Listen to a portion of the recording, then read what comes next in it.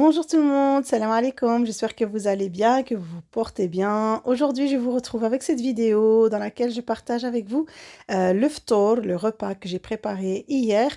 Voilà, un peu de salé, un peu de sucré, des choses très faciles, des choses rapides. Et aussi, je voulais partager avec vous une petite idée de ce que je fais quand j'ai de la farce en plus. Car ici, j'avais utilisé de la farce pour des feuilletés et j'en avais en plus. Et voilà, j'ai fait une petite recette très très simple. Et voilà, ça permet d'avoir un deuxième petit plat comme présentation. Alors, la première chose avec laquelle je commence ici, c'est la farce que je vais utiliser pour mes feuilletés. Alors ici, j'ai pris deux petits poireaux que je vais couper finement et j'ai de la viande hachée. Évidemment, on varie en fonction de ses goûts, je le dis à chaque fois, en fonction de ce qu'on a, on peut rajouter ou supprimer l'une ou l'autre chose. Alors ici, pour la viande hachée, je dois bien avoir ici 300 à 350 grammes de viande hachée. Donc je l'ai rajouté donc au poireau. Ici, je mets sur le feu, je rajoute une cuillère à café d'ail en poudre et je vais rajouter évidemment du sel, je vais mettre du poivre, un peu de paprika. Et évidemment, si on aime le manger piquant, on rajoute un peu d'harissa ou de piment, c'est comme on veut. Voilà, je vais laisser sur feu doux, je vais mélanger de temps en temps et bien écraser la viande hachée.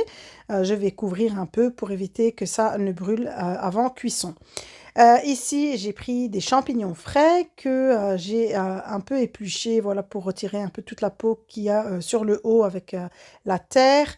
Et je vais les nettoyer, les laver. Et ensuite, je vais les couper en tranches fines. Et je vais pouvoir les rajouter à ma farce, donc viande hachée et poireaux. Voilà, donc je vais laisser encore revenir, mélanger un peu, toujours sur feu doux. J'avais du temps ce jour-là. Et voilà, en moins de 30 minutes, j'ai une farce qui est prête. J'ai juste rajouté à la fin du persil et de coriandre que j'avais déjà surgelé chez moi. Alors ici, je vous montre la pâte feuilletée que j'ai utilisée. Donc cette pâte feuilletée qui se vend dans toutes les grandes surfaces. Généralement, on trouve ça pratiquement dans tous les magasins. Voilà, c'est un paquet de 10 pâtes feuilletées comme ça, qui se présentent sous forme de petits carrés. Je les coupe pour avoir des petits triangles et non pas de grands triangles. On peut laisser comme ça si on veut directement gagner du temps et avoir des grands triangles. Voilà, ici, je vais juste retirer le petit film plastique qu'on retrouve derrière et je vais souder un côté. Je vais mettre ma farce qui évidemment a bien refroidi entre-temps et voilà, je vais pouvoir ressouder de l'autre côté avec les doigts. Voilà, je pense que ces petits chaussons, ces feuilletés sont connus du grand public. On en fait pratiquement tous chez soi comme ça. Ensuite, je les ai badigeonnés d'œufs et je les ai enfournés à 180 degrés jusqu'à ce qu'ils aient pris une belle couleur bien dorée.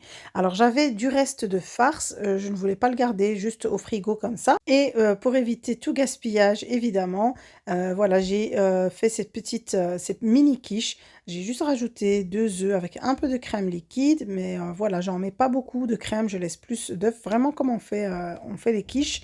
Et j'ai rajouté un peu de sel, un peu de poivre et j'ai rajouté le reste de ma farce. Voilà, ça me fait un deuxième plat qui ne m'a pas pris de temps, vraiment qui a été fait en quelques minutes top chrono. Et c'était aussi délicieux, c'est super bon comme ça. Voilà, j'ai juste bien mélangé avec la farce, ce mélange d'œufs et de crème. Et ensuite, vous pouvez les cuire au four. Alors moi, je les cuis directement dans mon air fryer, que j'avais déjà partagé avec vous d'ailleurs dans des vidéos précédentes. Et voilà, j'ai utilisé ces petits moules en silicone, ces caissettes pour cupcake.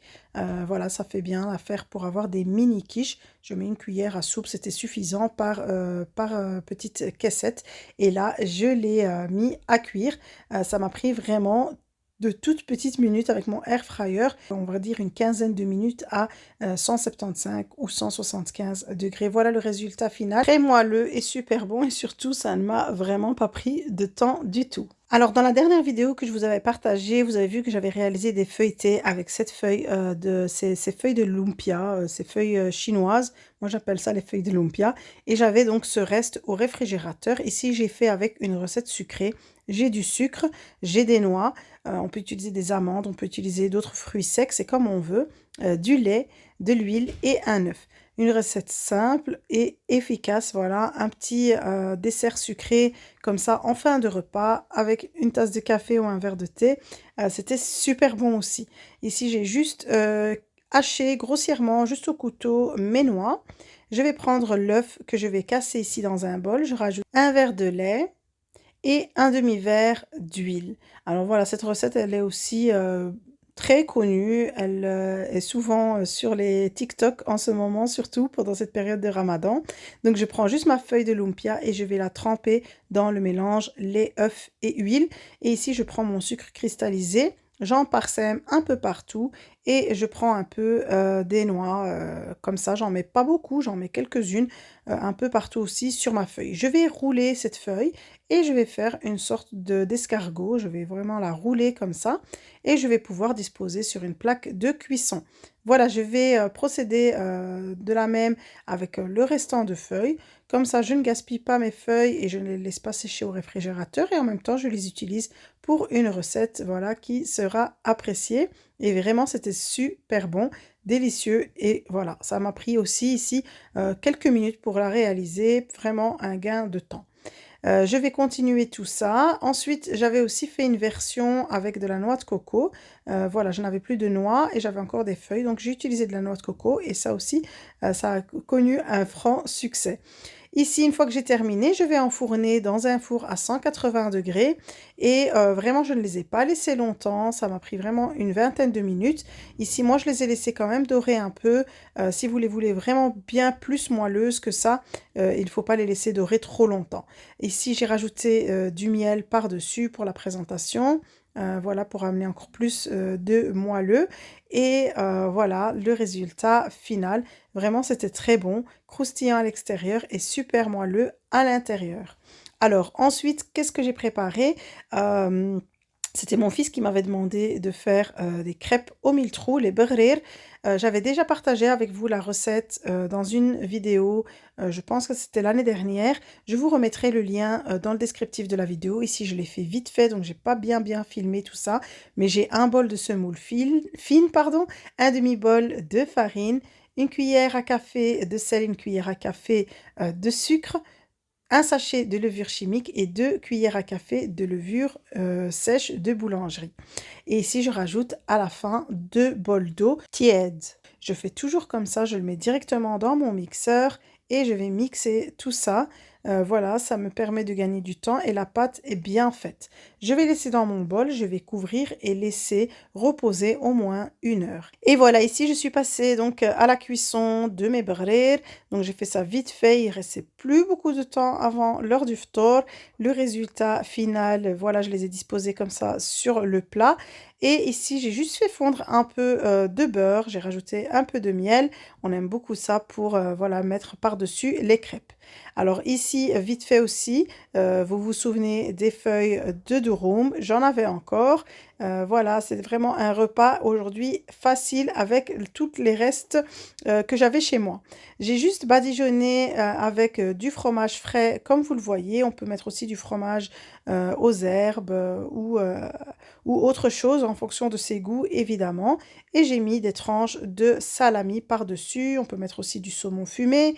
Et vous voyez, je vais juste rouler ma feuille comme ça.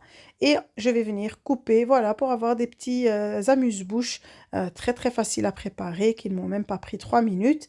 Et je vais les disposer comme ça sur un plat et ça donne aussi super bien pour la présentation de la table.